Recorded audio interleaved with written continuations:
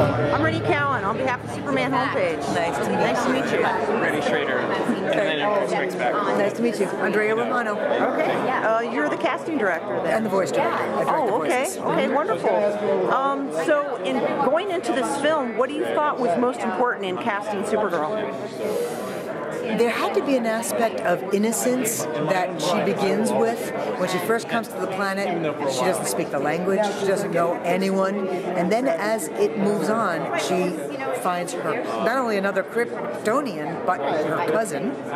She gets under the influence of Darkseid and becomes a really tough, she's brainwashed, she becomes really tough. So I needed an actress that could really cover that arc, and Summer Glau, while having never done this before, picked it up really quickly and was able to give me all those different levels and colors for that character, and I loved working with her. I had wanted to work with her before. I believe now I'm down to maybe there's 2 actors that worked on the Firefly series that I have not hired yet. Everybody else at one point or another I've actually gotten on some project I'm working on. That's great, that's great. So how do you find your voice characters? Do you usually watch past works and say, oh, I really like that voice, or do you just There's a lot bring of them that. in? There's a lot of it. There's because I've worked in the industry for so long and I have such a relationship with agents, they'll call me up at any given time and say, hey, I just signed so-and-so.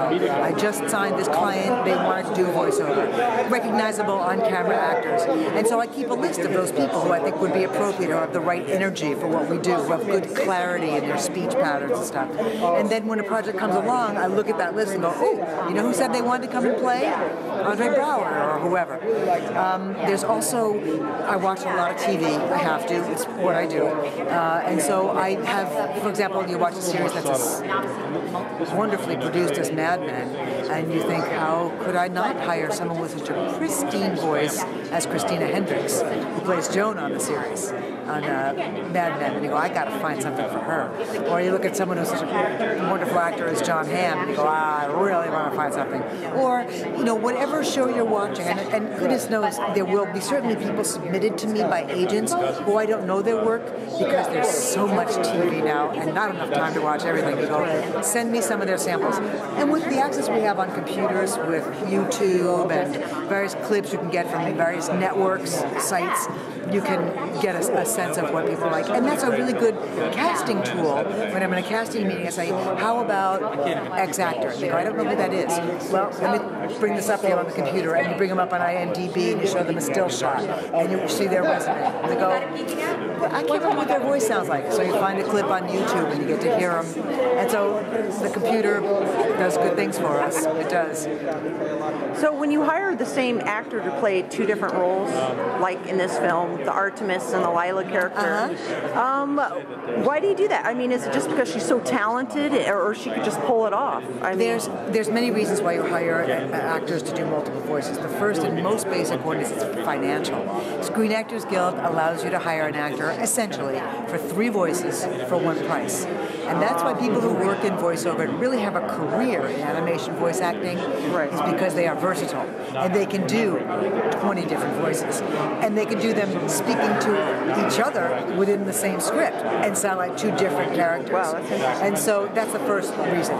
It's always fun, too, to watch people manipulate their voices to do other things. So sometimes you just take a chance and you go, you know what, I've cast you as Wonder Woman, but I also want you to try this 25-year-old mom who has to pull her baby away from danger, you know, my baby! There's always those lines, you know. And so you give someone a chance to stretch and do a little bit something different, and so it's fun. That's the other reason why you do it. It kind of helps them to open their wings, in other words. It does. It does. Right. Yep. So the cast as a whole, how do you feel they all bounced off of one another? I mean, do you think it was like really a good cast in this film? Indeed. And you know, the thing that makes me comfortable and that really fits into my comfort zone is when I'm given the okay to use Tim Daly and Kevin Conroy, who know the characters so well for all these years, whom I have known for so long and who are genuinely friends of mine. It's like going home. You know, it's comfortable. And then you bring other actors in that maybe have not worked together with that group. and you cross your fingers that the energies will work and that personalities will work, and sometimes, oftentimes, they're not recorded at the same time. Andre Braugher as Darkseid recorded completely separately from the cast. Until you cut it into the whole thing and watch it after it's been animated, you don't really know if it worked or not. Cross my fingers, listen to it, go, okay, we have ADR, which is at the end of the production. You've got the picture done, you've got the voices done, you watch it all put together, and you go, we need to boost the energy of that line in, because he's talking at this level, and this guy's talking at this level, and they don't sound like they're in the same room at the same time. So you fix those things. But you try to make sure that the tone of the piece is the same, regardless of what actor you're recording at what time, what group you're working with at the time. For example, I think all the Amazons work together in the same session. So Susan Eisenberg and all the girls that played the various Amazons were all together. And you do that too because you want to be sure that you don't end up with voices who all sound the same. And sometimes you can't remember. You record one actress the first week of a month and you record another actress the last week. No, I don't know. They may sound exactly the same. You may have two Amazons who sound like the same actress, even though they're different ones. So it's nice to have them in the room at the same time and interact. Yeah, yeah. So what was it like working with Tim Daly? He's the best. I adore Superman. Tim. He's the best. He knows the character. He's got that wonderful charm that Superman needs to have. Tim Daly does as a person have charm. He's a charming actor. He is. Superman has to have charm. Batman, while Kevin Conroy is also a charming man, Batman doesn't have to have that charm because Batman's a loner. Right. Superman is more accessible to the general audience, I think. I think Batman's really compelling, and that makes him still appealing, but charm, it goes a long way. Right. Especially for girls. So have you seen the movie yet? Have I seen? I don't know that I've seen it from start to finish with all the sound effects and the music and the ADR and the picture. I don't know that I've seen it all together. This would be really fun to watch on a big screen. All right, all right. It was great talking to you on behalf of the Superman homepage. Thank you. Have a great evening. My pleasure. Thank you. Just one question for you, Andrea.